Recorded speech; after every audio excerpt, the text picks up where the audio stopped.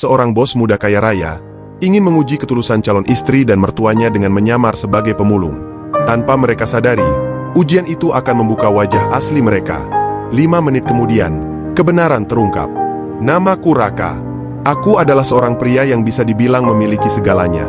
Di usia yang masih muda, aku sudah menjadi seorang CEO dari perusahaan besar di bidang properti.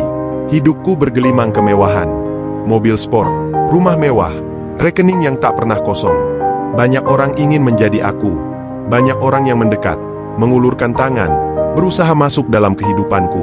Tapi disitulah masalahnya. Aku tak pernah tahu siapa yang benar-benar tulus, dan siapa yang hanya mendekat karena harta.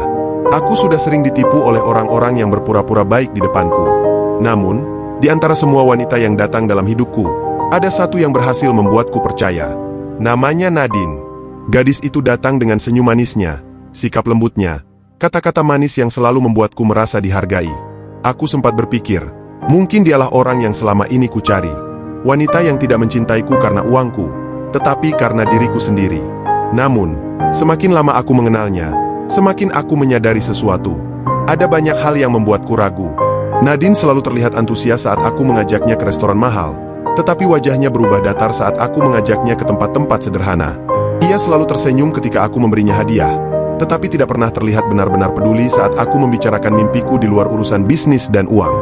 Dan ibunya, Bu Mirna, wanita itu tak pernah melewatkan kesempatan untuk bertanya tentang bisnis dan hartaku. Seolah-olah, satu-satunya hal yang penting baginya adalah berapa banyak uang yang aku miliki. Semakin lama, aku semakin bertanya-tanya, apakah mereka benar-benar menerimaku apa adanya? Atau hanya karena aku seorang bos muda kaya raya? Hingga akhirnya, aku memutuskan untuk menguji mereka. Aku ingin tahu, bagaimana reaksi Nadine dan ibunya jika suatu hari aku bukanlah siapa-siapa? Bukan bos besar, bukan orang kaya, bukan pria dengan mobil mewah. Aku ingin melihat, apa yang akan terjadi jika aku hanyalah seorang pemulung? Aku pun menyusun rencana. Malam itu, aku berdiri di depan cermin. Wajahku yang biasanya terlihat rapi dan tampan, kini akan berubah total. Aku sudah menyiapkan pakaian lusuh yang penuh noda, celana panjang yang tampak usang, serta sebuah topi butut untuk menutupi sebagian wajahku. Tanganku mengambil segenggam tanah, lalu mengusapnya ke wajahku, membuatku terlihat kotor dan tak terawat. Aku menatap pantulan diriku sendiri. Kini, aku bukan lagi Raka yang kaya dan berwibawa. Besok, aku akan menjadi orang yang sangat berbeda. Pagi itu, udara masih terasa dingin ketika aku keluar dari apartemen mewahku. Tapi kali ini, aku tidak melangkah dengan percaya diri seperti biasanya. Tidak mengenakan jas mahal, tidak memakai sepatu kulit yang berkilau, dan tidak ada deru mesin mobil sport yang menungguku di parkiran. Sebaliknya, aku mengenakan kaos lusuh yang sudah kotor, celana panjang belel dengan beberapa tambalan, dan sepasang sandal jepit yang sudah usang. Aku juga memakai topi usang yang menutupi sebagian besar wajahku, agar orang-orang tidak langsung mengenali siapa aku sebenarnya. Di tanganku, aku mendorong sebuah gerobak kecil yang sudah kuisi dengan beberapa botol plastik bekas dan kardus-kardus, menambah kesan bahwa aku adalah pemulung sungguhan. Saat aku berjalan menyusuri jalanan kota, aku merasakan tatapan aneh dari orang-orang di sekitarku. Beberapa orang menoleh dengan jijik, ada yang melirik sinis. Bahkan beberapa ibu rumah tangga yang sedang berdiri di depan rumah mereka langsung membisikkan sesuatu satu sama lain sambil menatap ke arahku. Aku hanya bisa tersenyum kecil. Beginikah cara dunia memperlakukan mereka yang terlihat miskin? Gumamku dalam hati. Aku terus berjalan, melewati gang-gang kecil, menyusuri trotoar, hingga akhirnya tiba di kawasan elit tempat Nadine tinggal. Kompleks perumahan ini sangat berbeda dari area yang baru saja kulewati. Rumah-rumah besar berdiri megah, dengan pagar tinggi dan halaman luas yang dipenuhi tanaman-tanaman mahal. Setiap rumah di sini memiliki mobil-mobil mewah yang berjejer rapi di garasi. Aku menghela napas panjang. Inilah saatnya. Aku mendorong gerobakku menuju salah satu rumah paling besar di kompleks ini, rumah Nadine. Sebelum aku bisa melakukan sesuatu, pintu rumah besar itu terbuka, dan aku melihat sosok Nadine dan ibunya, Bu Mirna, keluar dari dalam rumah. Nadine tampak cantik seperti biasa, mengenakan dress mahal dan sepatu hak tinggi yang berkilau. Sementara itu, Bu Mirna memakai perhiasan yang mencolok, dengan tas tangan bermerek yang tergantung di lengannya. Aku berpura-pura tak melihat mereka dan mulai membuka tempat sampah di depan rumah mereka, berpura-pura mencari botol plastik atau kardus bekas. Tapi belum sempat aku menyentuh apapun, tiba-tiba suara tajam terdengar. "Hei, kamu ngapain di sini?" Aku menoleh perlahan, dan mendapati Nadine sedang menatapku dengan ekspresi marah dan jijik. Matanya menyipit, seolah tidak percaya melihat ada seorang pemulung berdiri di depan rumahnya. Astaga, ini pemulung dari mana? Bu Mirna berseru, suaranya dipenuhi dengan kemarahan. Kenapa ada orang seperti ini di depan rumah kita? Aku tetap dalam peranku. Aku menundukkan kepala sedikit, berbicara dengan suara pelan dan sopan. Maaf, Bu. Saya cuma cari botol bekas, nggak akan mengganggu kok. Tapi ternyata, jawaban itu justru membuat Nadine tertawa sinis. Hah? Kamu pikir kita bakal kasih barang bekas buat kamu? Duh, Mama, dia pikir kita ini tempat sampah apa gimana? Nadine berkata sambil melipat tangannya di dada, ekspresinya penuh ejekan. Aku tetap diam, hanya menunduk. Tapi dalam hati, aku bisa merasakan rasa kecewa yang begitu besar. Aku mengangkat kepalaku sedikit, melihat bagaimana orang yang selama ini mengatakan mencintaiku, kini berdiri di depanku dengan wajah penuh penghinaan. Aku ingin melihat sampai sejauh mana mereka akan bersikap buruk padaku. Jadi aku tetap berdiri di sana, berpura-pura tidak ingin pergi. Cepat pergi, jangan bikin rumah ini kotor. Bu Mirna mengibaskan tangannya seolah aku adalah lalat yang mengganggu. Kalau kamu nggak pergi, aku panggil satpam sekarang juga. Aku menelan ludah. Aku bisa merasakan sesuatu yang panas di dalam dadaku. Selama ini, Nadine selalu berkata bahwa ia mencintaiku. Selalu berkata bahwa aku adalah pria yang baik dan istimewa. Tapi sekarang, aku bahkan tidak lebih dari sampah di matanya. Aku sudah cukup. Aku menghela napas panjang, bersiap untuk pergi. Tapi sebelum aku bisa melangkahkan kakiku, suara deru mesin mobil terdengar dari kejauhan. Aku menoleh, dan melihat 5 mobil mewah berhenti tepat di depan rumah Nadine. Aku bisa melihat David, tangan kananku, keluar dari mobil pertama. Wajahnya serius, matanya menatap lurus ke arahku. Di belakangnya, beberapa ajudan dan pengawal turun dari mobil-mobil lainnya, mengenakan setelan rapi. Dan dalam sekejap, suasana pun berubah. Semua yang terjadi dalam beberapa menit terakhir terasa seperti adegan dalam sebuah film. Baru saja aku dihina, diremehkan, bahkan diusir dari depan rumah ini. Namun sekarang, keadaan berbalik begitu cepat. Nadine dan ibunya, Bu Mirna, yang tadi begitu pongah, kini berdiri terpaku dengan ekspresi bingung dan takut. 5 mobil mewah berjejer rapi di depan rumah mereka. Mobil-mobil yang selama ini sering mereka lihat di televisi atau acara bisnis kelas atas. Beberapa pria berpakaian formal turun satu persatu, berjalan dengan langkah tegas menuju ke arahku. Dari dalam mobil pertama, David, tangan kananku sekaligus kepala pengawalku, keluar dengan ekspresi khawatir. Ia jelas tidak terbiasa melihatku dalam keadaan seperti ini, dengan pakaian lusuh dan mendorong gerobak pemulung. Pak Raka, Anda baik-baik saja? Suara David menggema di halaman rumah, memecah kebisuan yang terjadi. Aku tidak langsung menjawab. Aku hanya berdiri di tempat, menikmati reaksi yang mulai muncul dari wajah Nadine dan ibunya. Kedua wanita itu tampak kebingungan, seolah-olah mereka sedang melihat sesuatu yang mustahil terjadi. Pak Raka. Nadine mengulang nama itu dengan suara bergetar. Matanya membesar, seolah tidak percaya dengan apa yang baru saja didengarnya. Tidak mungkin. Raka. Aku mengangkat tangan dan perlahan membuka topi usang yang menutupi sebagian wajahku. Saat itu juga, wajah Nadine dan Bu Mirna berubah total. Wajah yang tadinya penuh dengan penghinaan dan kebanggaan, kini digantikan dengan ketakutan dan kepanikan. Mata mereka membelalak, mulut mereka sedikit terbuka, seolah otak mereka masih mencoba memproses apa yang terjadi. Astaga, tidak mungkin. Bu Mirna bergumam pelan, suaranya hampir tidak terdengar. Nadine melangkah mundur satu kali, lalu menatapku dengan ekspresi syok. Raka. Jadi, kamu. Aku mengangkat alis, tersenyum kecil. Kenapa? Kaget? Tanyaku dengan nada santai. Nadine menelan ludah. Wajahnya kini bukan lagi wajah wanita angkuh yang tadi memandangku dengan jijik. Aku tidak tahu kalau itu kamu. Aku menghela napas panjang dan melipat tangan di dada. Jadi, maksudmu, kalau aku benar-benar seorang pemulung, aku memang pantas diperlakukan seperti tadi? Nadine terdiam. Tidak ada jawaban. Aku menoleh ke arah Bu Mirna, yang kini wajahnya sudah tidak lagi terlihat sombong. Dan Anda, Bu Mirna? Kalau saya bukan Raka, seorang pengusaha muda, Anda benar-benar akan mengusir saya begitu saja. Bu Mirna membuka mulutnya, lalu menutupnya lagi. Ia tampak kebingungan, mencari-cari alasan yang bisa membenarkan perbuatannya tadi. Tapi aku tahu, tidak ada alasan yang cukup baik untuk membenarkan apa yang mereka lakukan. Aku melangkah mendekat, dan kali ini, Nadine serta Bu Mirna yang justru melangkah mundur. Mereka tampak ketakutan. Aku menarik napas dalam-dalam sebelum berbicara lagi. Aku sudah melihat cukup banyak. Sekarang aku tahu, apa yang kalian inginkan dariku bukanlah aku sebagai manusia, tapi harta yang aku miliki. Tidak, tidak, Raka. Itu tidak benar. Nadine tiba-tiba berseru. Suaranya penuh dengan kepanikan. Aku mencintaimu. Aku tidak pernah melihatmu hanya karena harta. Aku tertawa kecil, tapi tidak ada kebahagiaan dalam tawaku. Benarkah? Tanyaku dengan nada dingin. Kalau begitu, jawab aku satu hal. Kalau aku benar-benar seorang pemulung, apakah kamu akan tetap mencintaiku? Nadine terdiam. Wajahnya yang tadi berusaha tampak tenang kini kembali panik. Ia membuka mulut, seolah ingin menjawab, tetapi tidak ada kata-kata yang keluar. Aku tahu, tidak ada jawaban yang bisa menyelamatkannya sekarang. Aku menatapnya tajam. Kamu tidak perlu menjawab, Nadine. Aku sudah melihat sendiri jawabannya hari ini. Nadine mulai menangis. Tidak, Raka.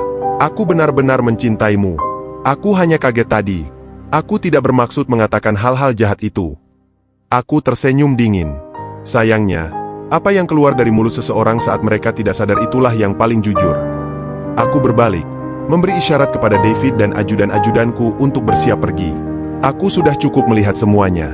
Tapi tiba-tiba, sesuatu yang tidak kuduga terjadi. Bu Mirna berlutut di depanku. Raka, tolong maafkan kami. Itu hanya salah paham, serunya dengan suara bergetar. Kami tidak tahu kalau itu kamu. Kalau kami tahu, tentu kami tidak akan memperlakukanmu seperti itu. Aku menatapnya dalam diam. Lucu sekali. Sekarang, mereka memohon-mohon padaku. Padahal beberapa menit yang lalu, mereka memandangku seperti sampah. Aku menoleh ke arah Nadine.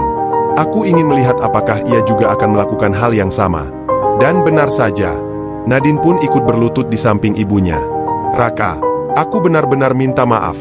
Aku tidak pernah bermaksud jahat kepadamu. Aku mencintaimu. Aku hanya tidak sadar tadi.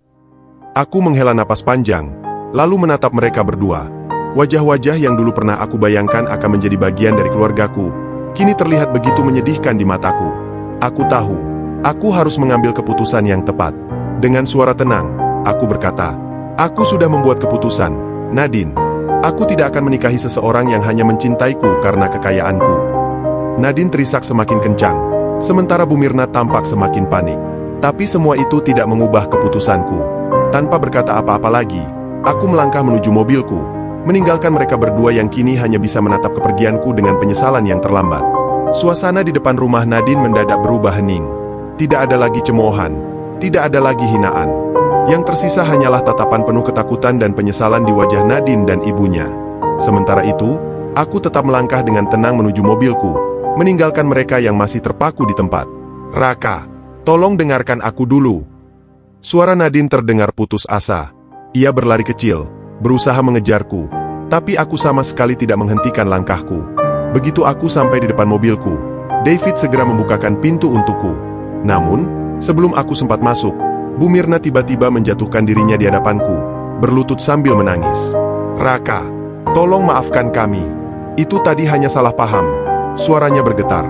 Kami sama sekali tidak bermaksud merendahkanmu. Kami tidak tahu kalau itu kamu. Kalau kami tahu, tentu kami tidak akan memperlakukanmu seperti itu. Aku menatapnya dalam diam. Lihatlah betapa cepatnya sikap orang berubah. Beberapa menit yang lalu, aku hanyalah seorang pemulung yang pantas diusir dari rumah mereka. Tapi sekarang, begitu mereka tahu siapa aku sebenarnya, mereka memohon-mohon, berharap aku memaafkan mereka. Nadine pun ikut berlutut di samping ibunya, matanya berkaca-kaca. Raka, aku benar-benar minta maaf. Aku tidak pernah bermaksud jahat kepadamu. Aku mencintaimu. Sungguh, aku hanya tidak sadar tadi. Aku pikir kamu benar-benar seorang pemulung. Aku tersenyum tipis. Alasan yang klise. Aku sudah sering mendengarnya dari orang-orang yang tertangkap basah saat memperlihatkan wajah asli mereka. Jadi, maksudmu, jika aku memang seorang pemulung, kau tetap akan memperlakukanku seperti tadi? Tanyaku pelan. Nadine terdiam, tidak bisa menjawab. Wajahnya yang biasanya angkuh kini penuh dengan kepanikan. Aku menghela napas panjang. Aku sudah membuat keputusan, Nadine.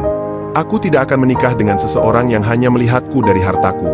Karena cinta yang kau tawarkan bukan cinta yang tulus, tapi hanya cinta pada kekayaanku.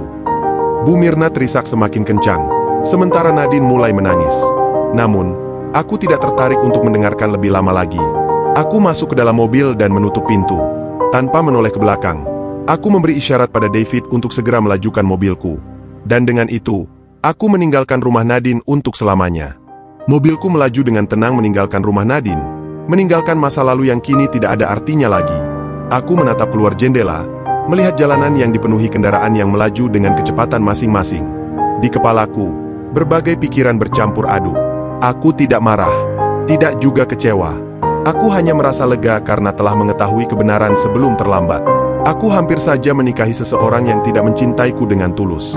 Dan kini, aku bebas. David melirikku dari kaca spion, seolah ingin mengatakan sesuatu. Namun, ia tidak segera bicara.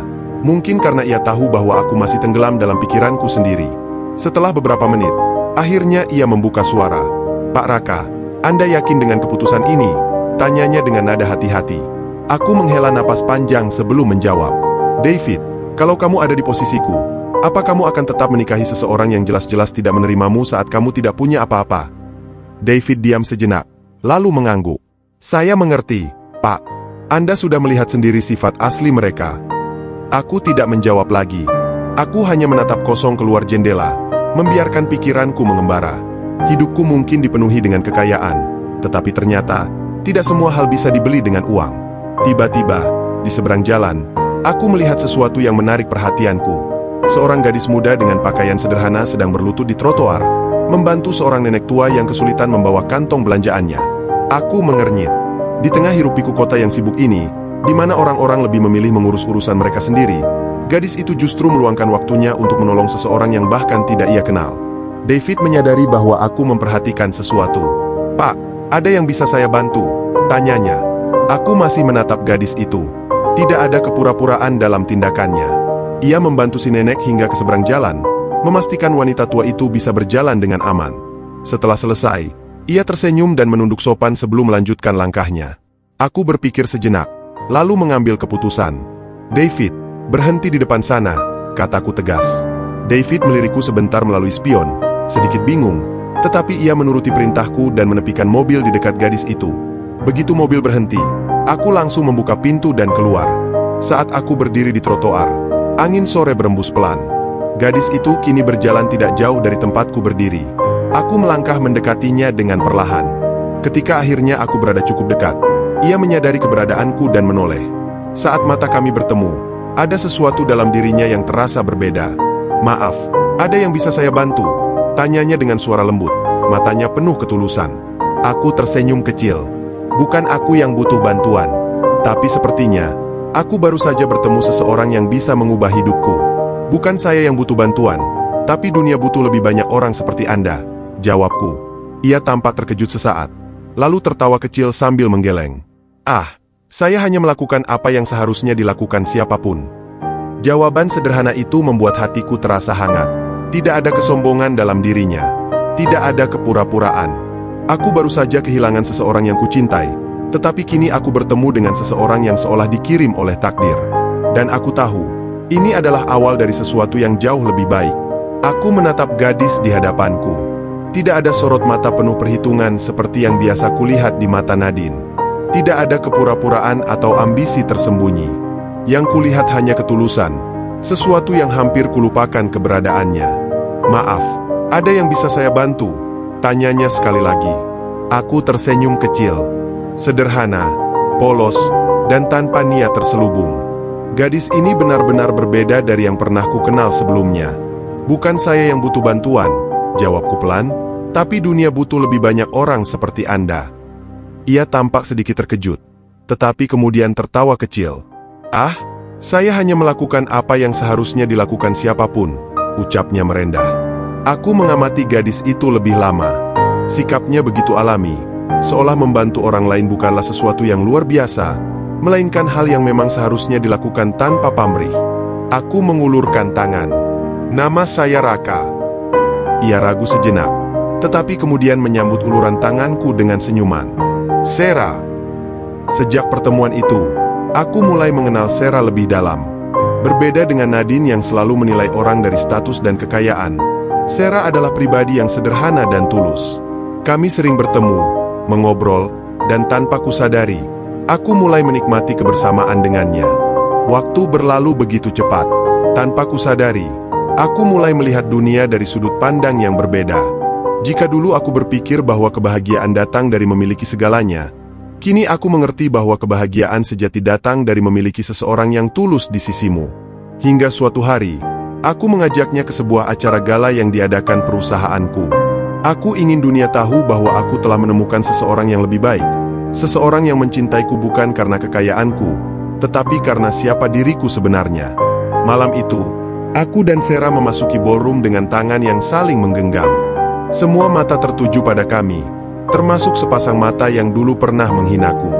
Di sudut ruangan, Nadine dan Bu Mirna berdiri dengan wajah terkejut.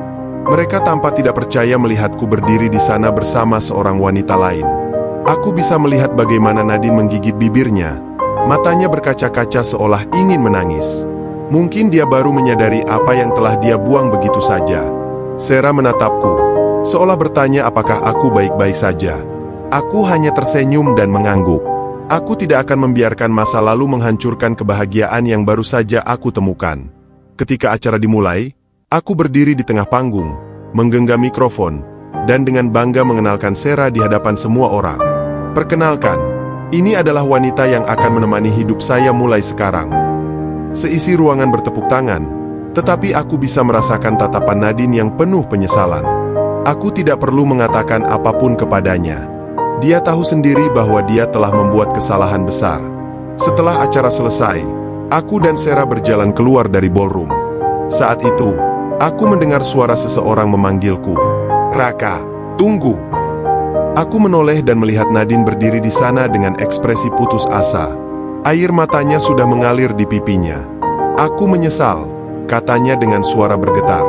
"Aku benar-benar mencintaimu. Aku bodoh telah menyia-nyiakanmu."